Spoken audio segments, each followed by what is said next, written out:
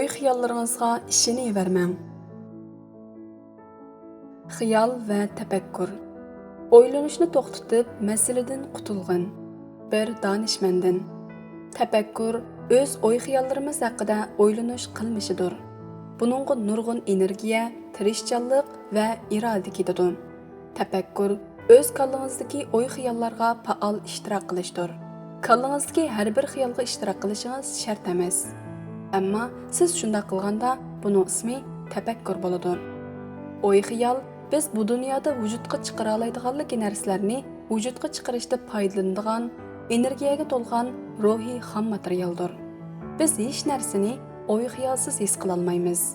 Shuni bilish muhimki, oy-xiyol bir ismdir. Ya'ni u qandaqdir biz qilgan ma'lum bir ish bo'lmasdan biz ega bo'lgan narsadir. Oy-xiyol bizdan hech qanday tirishchanlik yoki kuch talab qilmaydi. U tabiiy holda paydo bo'lgan narsadir. Shundaqla biz kallamizga qanday xiyollar kelishini kontrol qila olmaymiz. Aniq aytganda, oy-xiyollarning kallangizga kelishi tabiiy jarayon bo'lib, siz uni to'xtatishga qodir bo'la olmaysiz. Agar shunday qilsangiz, hech narsani his qila olmaysiz. Lekin tafakkur zo'r darajada energiya talab qiladigan, nurg'un vaqtingiz va energiyangizni xo'rtadigan vazifadir. Ijobiy oy-xiyol yoki kishini yaxshi his qildiradigan oy-xiyol tafakkurning mahsuli emas. Aksicha, ular sizning tabiiy tinchlik, sevgi va xushallik holatingiz tarafidan vujudga chiqarildi. Ya'ni, oy-xiyollar tafakkur holati bo'lmasdan mavjud holatning tug'undisidir. Oy-xiyol nima uchun tub sabab hisoblanadi? Atrofiga nazar solg'uvchi ziyrak, o'z qalbiga nazar solg'uvchi aqldir. Matshona Delavayo. Agar siz 100 odamni ziyorat qilib, ularning har biridan hozirgi prezidentimizga qanday qaraydiganligini so'rasangiz, qanday farqli javoblarga erishishingiz mumkin? Hammaylar o'xshash bir odam haqida to'xtalgan taqdirdami, 100 xil o'xshamagan javobga erishimiz. Chunki ko'pincha kishilar o'y-xiyollarining va dunyoga bo'lgan tonishining ichida yashaydi. Biz bir hodisaga yuklagan ma'no yoki tafakkur bizning oxirida uningga qanday qaraydiganligimizni belgilaydi. Bu xil ma'no yoki tafakkur biz shuningdan keyin hayotni ko'rishda ishlatadigan so'zguchdir. Ana shu vajidan biz reallikning o'zida emas, reallikqa bo'lgan tonishimizda yashaymiz. Voqeaning hech qanday ma'nisiz, o'y-xiyolsiz va izohatsiz yuz berganligi haqiqatdir. Hissiyotimiz tashqi voqealardan emas, balki o'zimizning voqealar haqidagi tafakkurimizdan keladi.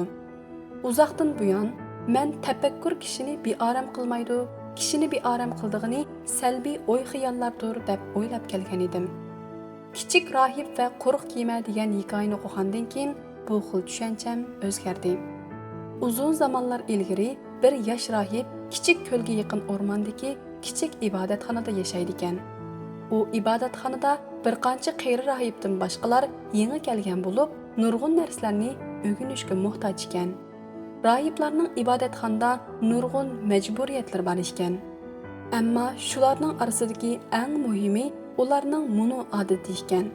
Bu odatga ko'ra, ular cho'qim har kuni bir necha soat jimjit o'ltirib, ko'zini yumib, cho'nqur tafakkur qilish kerak ekan. Yosh rohib ustoziga o'zining ilgirlash ahvolini, to'g'risi tuzuk ilgirlayolmayotganligini aytgandan keyin qeyri rohib yosh rohibdan "Seni zodi nimaning g'azablantirayotganligini bilamsan?" deb so'rabdi. Shundoq, odatda ko'zimni yumib o'ylanganimda atrofimda kishilarning mingib yurgan ovozlar keldi. Shuning bilan zehnimni markazlashtira olmayman.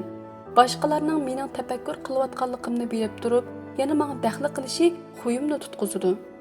Ular nemishga diqqat qilmaydi?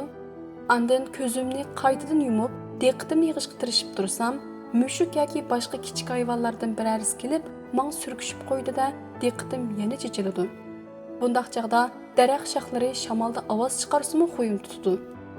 Bu mi yetmagandek, qushlar churqirishib ketibdi, men bu jarayonda tinchlanishga amalsiz qolaman, debdi yosh rohib.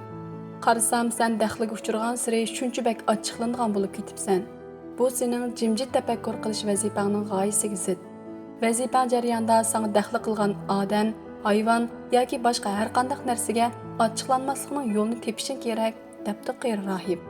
Parangdan keyin yosh rahib ibodatxonadan chiqib, jimjit o'ylanishga mos keladigan bir joyni topmoqchi bo'pti. Ondan u ko'l bo'yida shundoq joyni tepibdi. U palazni silib o'ltirib, tafakkur qilishga boshlabdi. Lekin uzun o'tmayla bir to'p qush kelib, yaqin yerdagi ko'lning yuzidagi suvlarni shalaqiltibdi. Ularning shavqin suralarini anglagan yosh rahib nimish bo'layotganligini ko'rish uchun ko'zini ochibdi. Garchi ko'l bo'yi ibodatxonadan jimjitrak bo'lsa-mu, ammo yanala uningga daxli qiladigan ishlarning borligi uni g'azablantiribdi. Garchi u o'zi izlagan tinchlikni topolmagan bo'lsa-mu, ammo ko'l bo'yiga pat-patli kelib turibdi. Andan bir kuni yosh rahib bir qo'lvoqning ko'l bo'yidagi ko'takka bog'lab qo'yilganligini ko'rib, nimishqa qo'lvoqqa chiqib ko'lning o'ttirisiga berib, shu yerda tafakkur bilan mashg'ul bo'lmayman, ko'lning o'ttirisida menga hech kim daxli qilmaydi-ku deb o'ylabdi. Andan u qo'lvoqni haydab ko'lning o'ttirisiga berib, tafakkur qilishga boshlabdi. Uning kutgunidek ko'lning o'ttirisida hech narsa uningga daxli qilmabdi, hamda u butun bir kunni tafakkur bilan o'tkazib, kechda ibodatxonaga qaytibdi. Ishlar shu tariqada bir qancha kun davomlashibdi. Yosh rahib o'zining oxiri jimjit tafakkur qiladigan joy topganligidan hayajonlanibdi. U endi ochiqlanmabdi va xotirjamlik iligida tafakkur mashqini davomlashtiribdi. Yana bir kuni rahib qo'lvoqqa o'tirib ko'lning o'ttirisiga berib tafakkur qilishga boshlabdi. Bir qancha minutdan keyin u suvning shalaqlagan ovozini anglabdi va qo'lvoqning tavrayotganligini his qilibdi-da, ko'lning o'ttirsidimi allaqanday narsalarning o'ziga daxli qilayotganligini o'ylab qo'y tutibdi. U tafakkurni to'xtatib, ko'zini ochganda bir qo'lvoqning o'zi tarafga qarab kelayotganligini ko'ribdi-da, "Qo'lvoqingni boshqa tarafga hayda, bo'lmasa qo'lvoqimni so'qiysan" deb to'labdi. Lekin yana bir qo'lvoq uningga qarab tub-tuz kelaveribdi. Rahib takror to'labdi. Lekin kelayotgan qo'lvoqning yo'nalishida hech qanday o'zgarish bo'lmabdi. Oxirida kelgan qo'lvoq rahibning qo'lvoqiga so'qilibdi. Qattiq xuy tutgan rahib, "Kimsan? Shuncha cho'ng ko'lning o'ttirisidan nimishqa mening qo'lvoqimni so'qiysan?" deb to'labdi. Uning savoli javobsiz qoldi. Shuning bilan rahibning texmi bak ochiq ketdi-da, yana bir qo'lvoqda kim borligini ko'rib beqish uchun o'rnidan turibdi. Lekin u yana bir qo'lvoqda hech kim yo'qligini ko'rib hang-tang qoldi. Shundaqla u ashu paytda ustozining "Seni zodi nimani g'azablantirayotganligini bilamsan?" degan savolni eslabdi. Men hikoyani o'qib mushu yerga kelganda shuni tunib yetdim. Meni g'azablantirgani boshqa kishilar yoki ahvollar emas edi. Meni xo'ylantirgani quruq qo'lvoq emas, balki o'zimning shuningga qaytirgan inkos edi. Meni beoram qilgan va g'azablantirgan har qanday ahvol bir quruq qo'lvoqqa o'xshaydi. Men inkos qaytarmasam, ular meni g'azablantiradigan kuchga ega emas edi. Agar biz tafakkurni to'xtatsak, orzu va g'oyalarimizda qanday o'zgarish yuz berdi? Tafakkurning biz e'tirof qilgandan boshqa cheki yo'qdir. Napoleon Hill. Hammamiz haqiqiy o'zligimizni tonish yo'lida o'xshash safarni boshdan kechiryapmiz. Lekin biz haqiqiy o'zligimizni tonish uchun hamma narsadan voz kechib, toqqa chiqib rohib bo'lishimiz kerak emas. Men hayotimning zo'r bir qismi azob bilan to'lgan taqdirdimi, bu dunyoda boshqalar bilan mazmunliq yashashdan haqiqatan huzur topaman. G'oya yoki nishonlarni yaxshiman deb ayirishdan bakrak muhim bo'lgani shu nishonlarning manbasidir. G'oyalar manbasiga ko'ra mundaq ikki turga ayriladi. İlhamdan vücudga chiqqan g'oya va ümidsizlikdan vücudga chiqqan g'oya. G'oya ümidsizlik sababli vücudga chiqqanda biz to'limi kuchli yetarsizlik va ta'xirsizlik tuyg'usining iskanjisida qolamiz. Bunda g'oya go'yo yukka o'xshash odamga to'limi ig'ir tuyuladi. Biz hatto o'z-o'zimizga yuklab olgan ig'ir vazifalardan cho'chib qolamiz. Qo'yimchilik sindromi bu bir xil psixologiyalik andizi bo'lib, bu xil andizida kishi har vaqt o'z utuqlariga gumon bilan qaraydi. Hamda doimla qo'yimchiligining oshkorlanib ketishidan qo'rqib yuradi.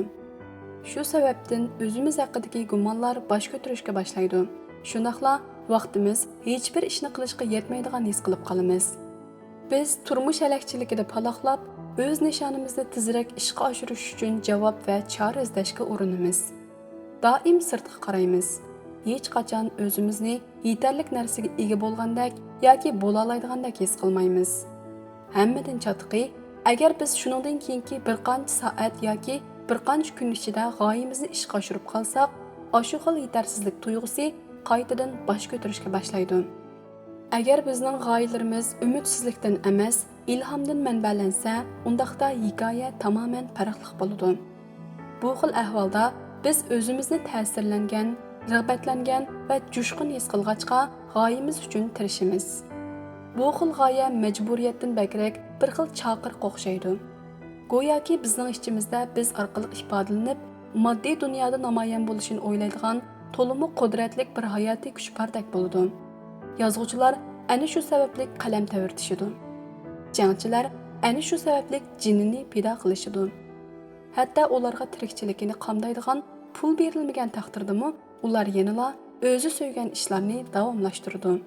Bu xil g'oyaga ega kishilar xuddi ma'lum bir kuch tarafidan allanimalarni ijod qilishga ittirilayotgandek his qiladi. Bu xil g'oya bizni o'ziga tortadi. Bizning beixtiyor holda shu ishni qilg'imiz keladi. Biz ana shunday hissiyatda bo'lganda o'zimizni yetarsiz his qilgan holda emas, balki to'lib toshgan ishonch bilan g'oyamizga qarab dodil qadam bosamiz.